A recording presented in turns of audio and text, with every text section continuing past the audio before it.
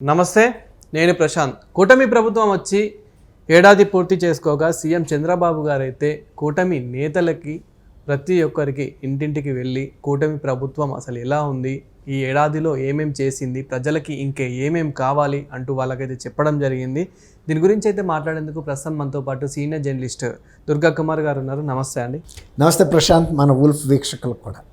Sir, ఈ మధ్యకాలంలో CM Chandrababu గారు కూటమి నేతలు ఎవరైతే ఉన్నారో వాళ్ళకి ఇంటింటికి వెళ్ళి, మీ నియోజకవర్గం ఇంటింటికి వెళ్ళి అసలు వాళ్ళ సమస్యలు ఏంటి, కూటమి ప్రభుత్వం ఈ ఏడాది పాటు ఎలా చేసింది ఏంటి, వాళ్ళకి అర్థమయ్యేలాగా చెప్పాలి, అదేవిధంగా వాళ్ళకి ఏమేమి కావాలి, సమస్యల గురించి అడగాలి అంటూ చంద్రబాబు గారు చెప్పడం జరిగింది. దీని గురించి మీరేమంటారు?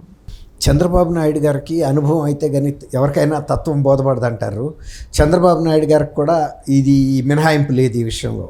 ఆయన గత 2019 ఎన్నికలప్పుడు కొన్ని అంచనాలు చాలా తక్కువగా వేశారు. జగన్మోహన్ రెడ్డి లాంటి విశ్వసనీయత లేని, ప్రజల్లో విలువ లేని, హామీలు అమలు చేయని వ్యక్తిని ప్రజలు నమ్మరు అని తక్కువ అంచనా వేయటం ద్వారా తన మీద హత్య ఆరోపణలు చేసినా కూడా జగన్మోహన్ రెడ్డి, చంద్రబాబు నాయుడు గారు కానీ పార్టీ నాయకులు కానీ చాలా తేలిగ్గా తీసుకున్నారు. అసలు ఖండించాల్సిన అవసరం కూడా లేదు.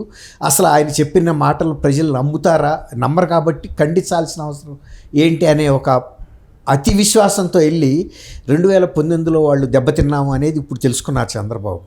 అందుకే మనం చిన్న పావునైనా పెద్ద కర్రతో కొట్టాలి అని జగన్మోహన్ రెడ్డిని గతంలో తక్కువ అంచనా వేసి మనం ప్రజలకు దూరం అయ్యాము.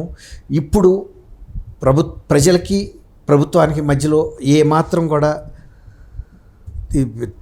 దాన్ని ఏమంటారు, దూరం పెరగకూడదు. ప్రభుత్వం ఏమనుకుంటుందో ప్రజలకు తెలియాలి, ప్రజలు ఏమనుకుంటున్నారో ప్రభుత్వానికి తెలియాలి. అలాగే జగన్మోహన్ రెడ్డి లాంటి వ్యక్తులు చేసే ఆరోపణలు కూడా మనం తక్కువ అంచనా వేయటానికి వీల్లేదు. అలాగే జగన్మోహన్ రెడ్డి చేస్తున్న కుట్రలు, కుతంత్రాలు, అతను చేస్తున్నటువంటి ఈ దౌర్జన్యాలను కూడా ఎప్పటికప్పుడు ఉక్కుపాతంతో అణిచివేయాలి. లేకపోతే కనుక పెట్టుబడిదారులు కూడా రాష్ట్రానికి వచ్చే పరిస్థితి కనపట్టలేదు. 5 సంవత్సరాల్లో ఆయన ఒక భయానక వాతావరణం సృష్టించాడు. ప్రజలకి సృష్టించాడు, పారిశ్రామికవేత్తలకి, వ్యాపారవేత్తలకి, అందరికీ సృష్టించాడు.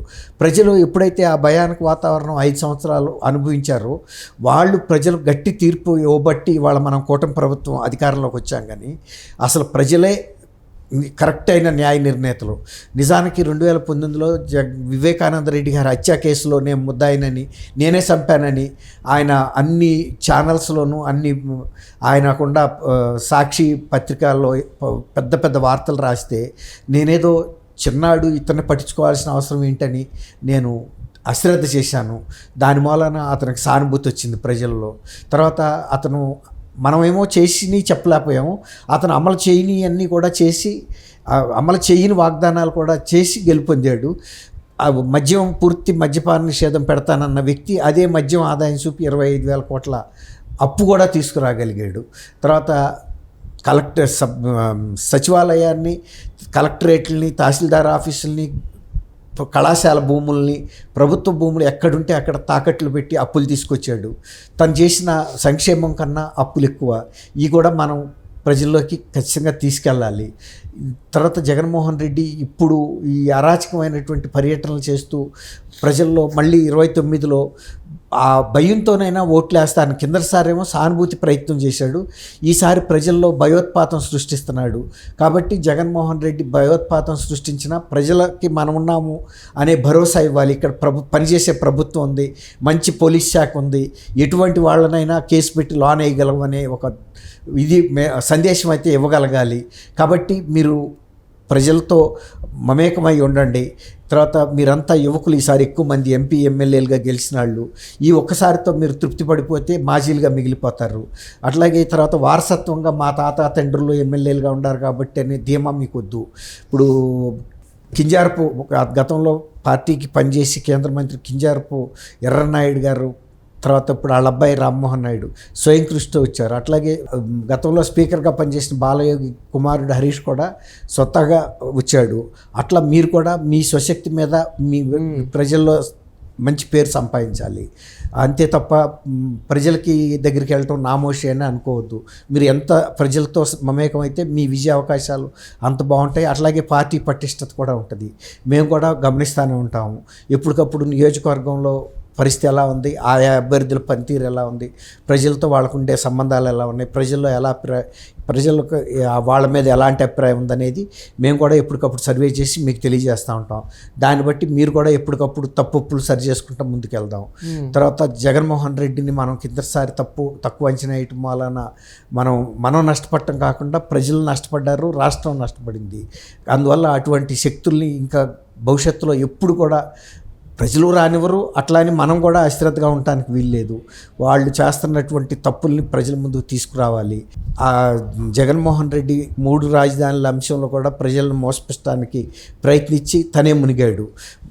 అంటే తెలుగుదేశాన్ని దెబ్బ కొట్టాలనుకున్నాడు, కానీ ఆ విధంగా తనే దెబ్బతిన్నాడు. ఇటువంటి కుట్రలు కుతంత్రాలను మాత్రం మీరు కూడా గమనిస్తూ ఉండండి. ఎప్పటికప్పుడు నేను ప్రతిరోజు అవసరమైతే 4 ఎమ్మెల్యేలకి అవకాశం ఇస్తాను. వాళ్ళు కులంకషంగా చర్చించుకుందాం, అంటే ఏమాత్రం అరమరికలు లేకుండా. గతంలో జరిగిన పొరపాట్లు అయితే ఇప్పుడు జరగటానికి వీల్లేదనే ఒక దిశానిర్దేశం చేయటం అనేది తెలుగుదేశంకి సంబంధించి ఒక మంచి పరిణామం.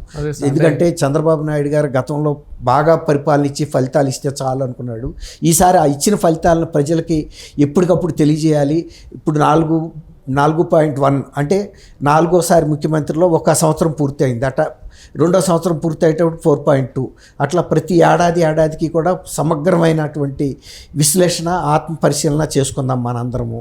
మళ్ళీ ఈసారి తెలుగుదేశంకి అసలు ఎటువంటి ఆటంకం లేకుండా గెలవగలిగేటట్టు ఉండాలి అని ఒక దిశానిర్దేశం ఇవ్వటం అయితే తెలుగుదేశంలో మంచి పరిణామంగా చెప్పచ్చు.